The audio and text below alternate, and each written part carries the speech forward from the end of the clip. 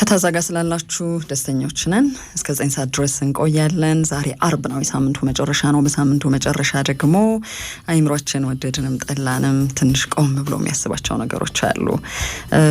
ስለ መዝናናት ልናስብ እንችላለን። ስለምንሄድበት ቦታ፣ ስለምናገኛቸው ሰዎች፣ ስለምንለብሰው፣ ራሳችንን እንዴት መጠበቅ እንዳለብን፣ ስለ ውበታችን፣ ስለ ጸጉራችን፣ ስለ ቆዳችን በጣም ብዙ ነገሮችን መዘርዘር እንችላለን። በዚህ ሁሉ ነገር ውስጥ ግን ስለምንመገበው ምግብ ምን ያክል በድግግሞሽ አስበናል? እንደው በየቀኑ እንኳን ባንጨነቅ ሳይንሱ እንደሚለው በየቀኑ በየተመገብነው ዲሽ ማሰብ አለብን፣ ማተኮር አለብን። እያንዳንዱ ማንኪያ የራሱ የሆነ ነገር ስላለው በየትኛው እድሜ ላይ ምን አይነት ምግብ መብላት እንዳለብን አስበን እናውቃለን ወይ? ትንሽ ቅንጦት ሊመስለን ይችላል፣ ወይም አንዳንድ በጣት የሚቆጠሩ ሰዎች አድርገውት አይተን እነሱ የተለዩ ሰዎች ናቸው ማድረግ ስለቻሉ ነው፣ ዘና ስላሉ ነው፣ ወይም ደግሞ የተለየ መርህ ስላላቸው ነው ብለን አልፈን ሊሆን ይችላል።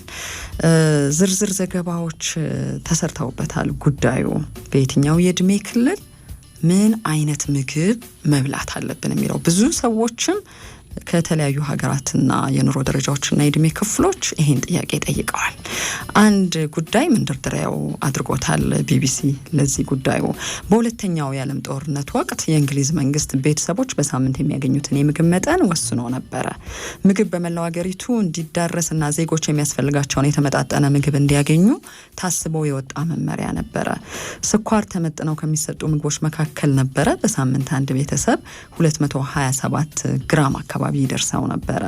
ከ2 ዓመት በታች ያሉ ህጻናት የስኳር ድልድል ውስጥ አልተካተቱም ነበር ይላል ዘገባው። ስኳር ላይ የተጣለው ሳምንታዊው ገደብ እንደ አውሮፓውያን አቆጣጠር በ1953 ሲነሳ አዋቂዎች የሚወስዱት የስኳር መጠን በእጥፍ ጨመረ። ኮታው ተለየ ማለት ነው።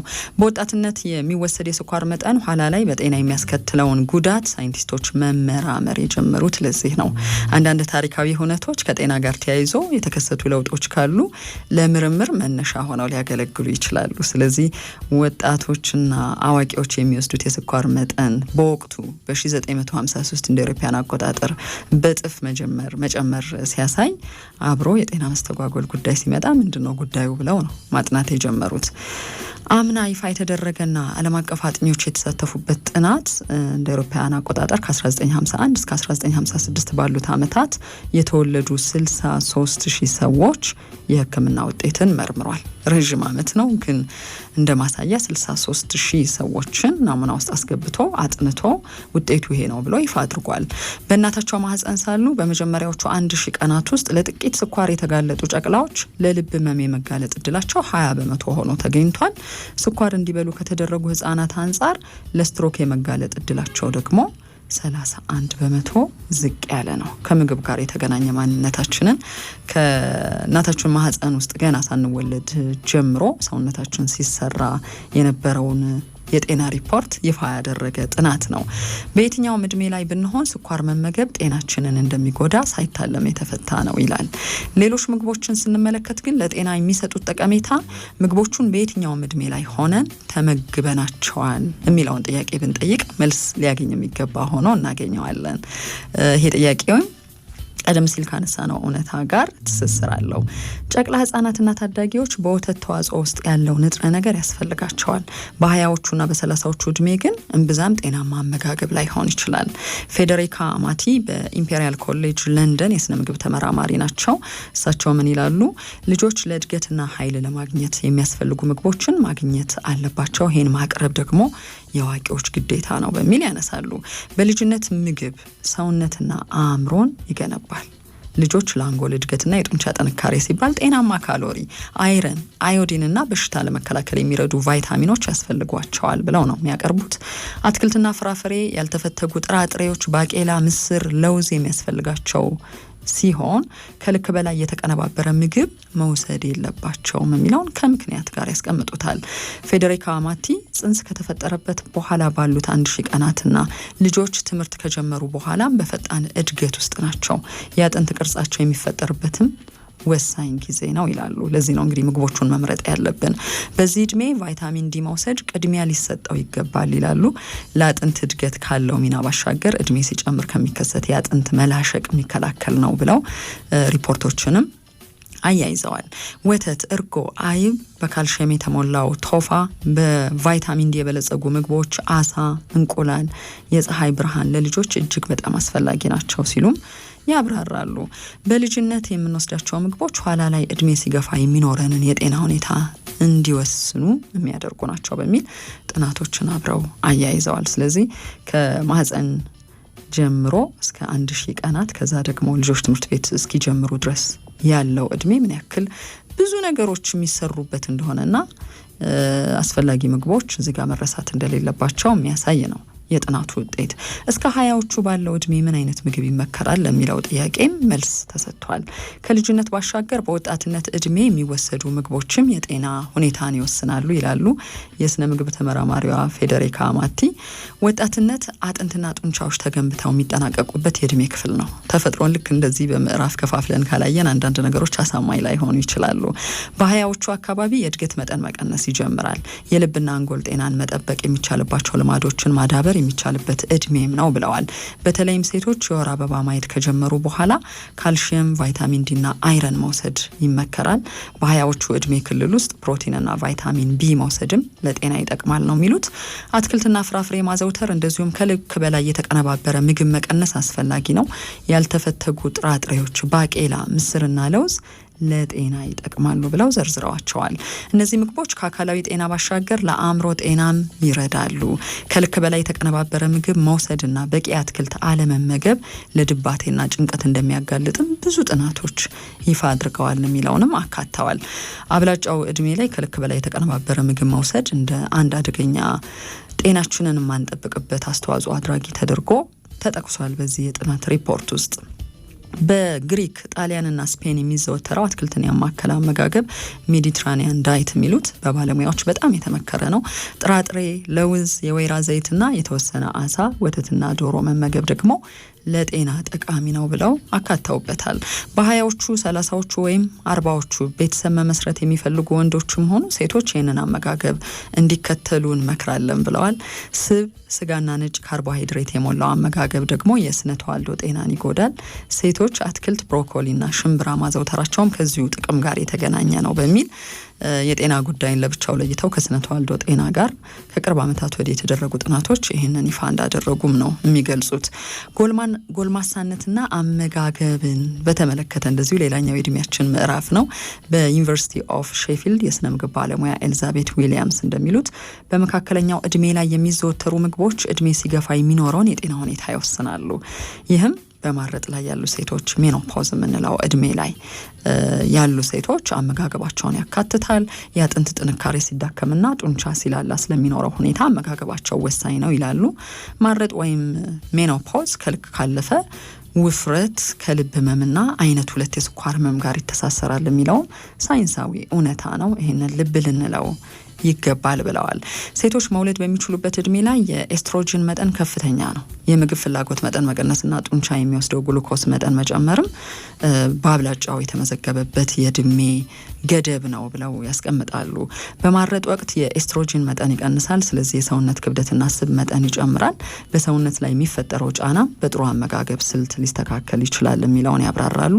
ቢያንስ 39 ዓመት የሞላው 100,000 አሜሪካውያን ሴቶችና ወንዶች ላይ የተሰራ ጥናት የጠቆመውንም ነገር ለማኝነት እዚሁ የጥናታዊ ጽሑፍ ሪፖርት ውስጥ አካተዋል። አትክልትና ፍራፍሬ፣ ያልተፈተጉ ጥራጥሬዎች፣ ባቄላ፣ ምስርና ለውዝ እንዲሁም አነስተኛ ስብ ያላቸው የወተት ተዋጽኦች የጤና ሁኔታን ይለውጣሉ ይላሉ። እነዚህ ምግቦች ከባድ ህመም ሳይገጥም እስከ 70 ዓመት ለመኖር ይረዳሉ። ሰውነት ቀልጣፋ እንዲሆን፣ የአእምሮ ጤናም እንዳይዛባ የሚጠቅሙ ናቸው። ሴቶች በ40ዎቹና 50ዎቹ እድሜ የልብ የአጥንትና የጡንቻ ህመም ሊገጥማቸው ይችላል። ማረጥ የኦስትሮጅን መጠንን ስለሚቀንስ በደም ህዋሳትና በሰውነት የስብ ክምችት ላይ የሚያሳድረው ጫና ከልብ ህመም ጋር ይያያዛል ብለው አብራርተውታል። እንደ ሳልመን ባሉ አሳዎች የሚገኘው ኦሜጋ 3 ስብ ለልብ ህመም የመጋለጥ እድልን በአብላጫው ይቀንሳል የሚለው ተረጋግጧል። ብዙ ጥናቶችም በዚህ የምግብ አይነት ላይ ተደርገው ያሳዩን ጥናት ይሄንኑ ይገልጻሉ ይላሉ። ልብ ጤናማ እንዲሆን የሜዲትራኒያን አመጋገብን መከተል እንደዚሁም የጡንቻ መላሸቅን ለመከላከል የፕሮቲን መጠን መጨመርን ባለሙያዎቹ መክረዋል። በፕሮቲን ካልሲየም፣ ቫይታሚን ዲ እና ኦሜጋ 3 የበለጸጉ ምግቦች ለጤናማ አኗኗር ይረዳሉ ብለዋል። ከልክ በላይ የተቀነባበረ ምግብ መቀነስም ያሻል ተብሏል። በዚህ በየትኛው የእድሜ ክልላችን ላይ ምን አይነት ምግብ መብላት አለብን በሚለው ጥናታዊ ጽሁፍ ውስጥ 3 የእድሜ ምዕራፎችን አይተናል። ጎልማሳነት፣ ወጣትነት እስከ 20ዎቹ ያለው እድሜ፣ እንደዚሁም የጨቅላነት እድሜ ከማህፀን እስከ መደበኛ ትምህርት የሚጀምሩበት እድሜ ድረስ ያሉ ህጻናትን ያማከለ ዝርዝር አለ። በኋላ ላይ ስንመለስ አዛውንቶች ምን ቢመገቡ ይመከራል የሚለውን በጥናት ውስጥ የተካተተውን እውነታ የምንመለከት ይሆናል። ስለዚህ እያንዳንዱ የምንመገበው ምግብ ወይም ምርጫችን አዘውትረን ላይፍ ስታይላችን ያደረግነው ግብአት የትኛውን ነው? ለምንስ? ምን እያደረገን እንዳለን እናውቃለን ነው? የሰውነታችን፣ አይምሯችን፣ ጉልበታችን የሰጠን ምላሽንስ አዛምደን አይተነዋል ወይ የሚለውንም እንድናይ ነው። እንግዲህ በመጥፎ ልምድ ውስጥ ያለንና እድሜያችንን የማያማክል የምግብ ምርጫ ያለን ሰዎች ካለን ወደ ጤናማው እነሱ ወደ መከሩት የምግብ ዘዬ የመሄድና ለውጡን የማየት እድልም እንዳለን የሚያሳይ ነው። ታዛን እያደመጣችሁ ትገኛላችሁ። በታዛ ጉዳዮቻችን ዘና እያላችሁ አዳዲስ መረጃዎችንም እያገኛችሁ እንዳላችሁ ደግሞ እናምናለን።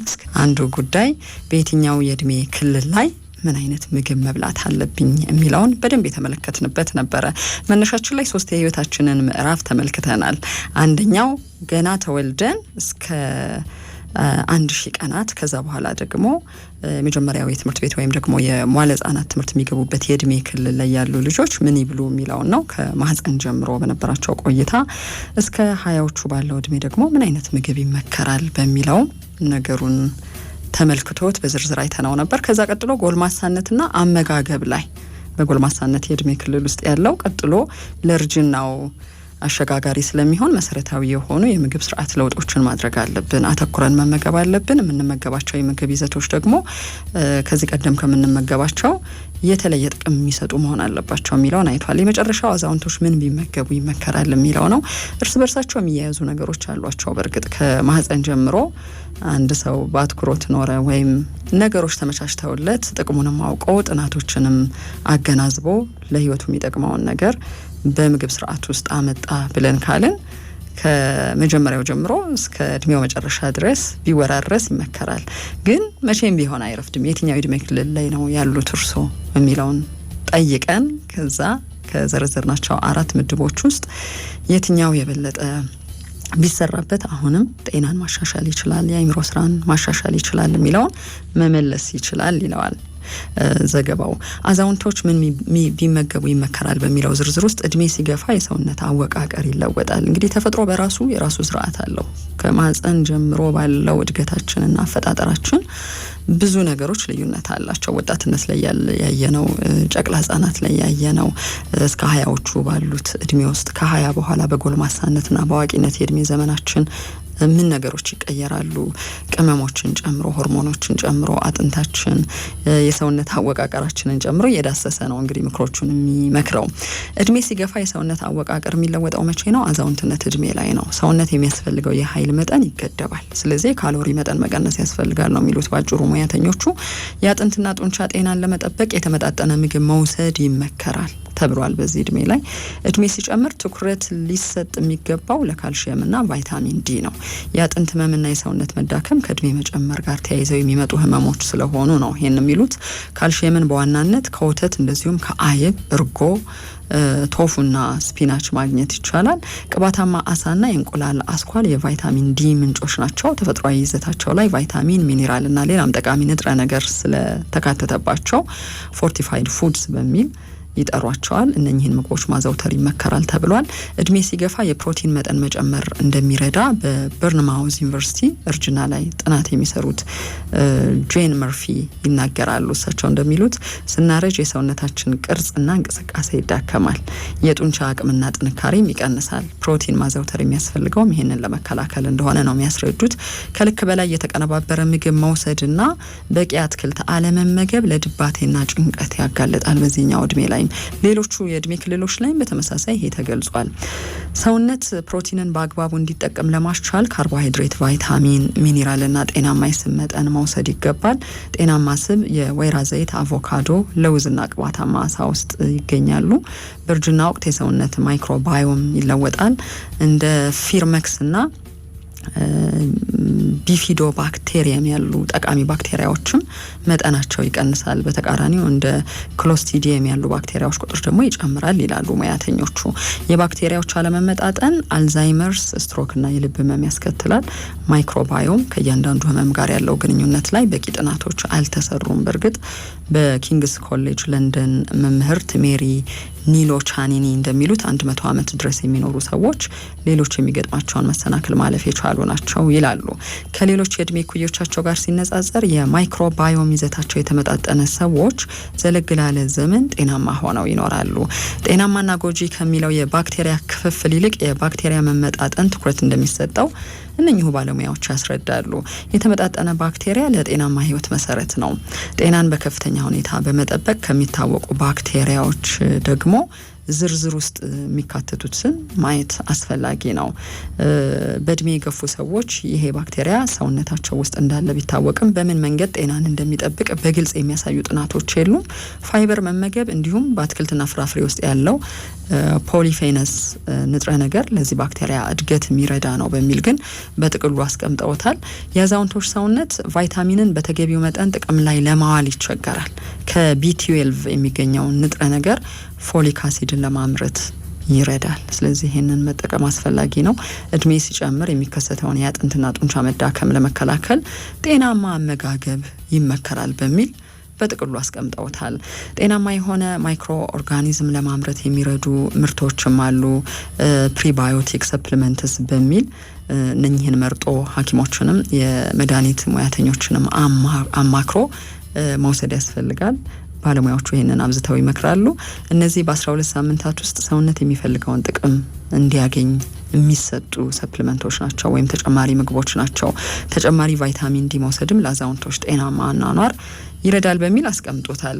እያንዳንዱን ጥናት የተደረገበትን ጆርናል ብንመለከት እነኚህን የእድሜ ክፍፍሎች ያስቀምጣቸዋል። ግን በአጠቃላይ አሁን ካልናቸው ዛሬ በታዛ ፕሮግራም ልንዳስሳቸው ከሞከርናቸው የእድሜ ክፍፍሎችና ምዕራፎች ውጪ የሚሆን አይደለም። የትኛው እድሜ ላይ ኖት፣ ምን አይነት ምግብ አዘውትረው እየተጠቀሙ ነው፣ አዘውትረው የሚጠቀሟቸው ምግቦች ምን አይነት ምላሽ እየሰጡ ነው፣ በኃይሎ ላይ፣ በአቋሞ ላይ፣ በሚሰሩት ስራ ላይ፣ በመላ ደህንነቶና ጤንነቶ ላይ የሚለውን መመለስ ይቻላል ማለት ነው። ስለ ምግብ ስናነሳ ያው የምግብ መገኘትና ሆድ ራበ ሲባል ለመሙላት የሚደረገው ጥረት ላይ ቅድሚያ እንሰጣለን። ነገር ግን ትንሽ ብልሃትን ያስቀደሙ ሰዎች ጤናማ ኑሮን ለረጅም ዓመት በዚህ ምድር ላይ ማስተዳደር የሚችሉ ናቸው የሚለውንም መክረዋል። አሳዳጊዎች ወላጆችም እንደዚሁ ልጆቻችን ምንድነው መመገብ ያለባቸው የሚለው ብዙ ያስጨንቃቸዋል። ነፍሰ ጡር ሴቶችም እንደዛው ከማህፀን ህይወት ውስጥ ጀምሮ ምን ልንመገብ ይገባል ለልጆች እድገት የሚለውን ያየንበት ስለሆነ ጠቅሟቸዋል የሚል እምነት አለን። ስለምንበላው አብዝተን የምንጨነቅ ሰዎችም ትንሽ መረጃን አግኝተናል ብለን እናምናለን። ቹን ስላላችሁ እናመሰግናለን። ታዛ ታዛ ታዛ ታዛ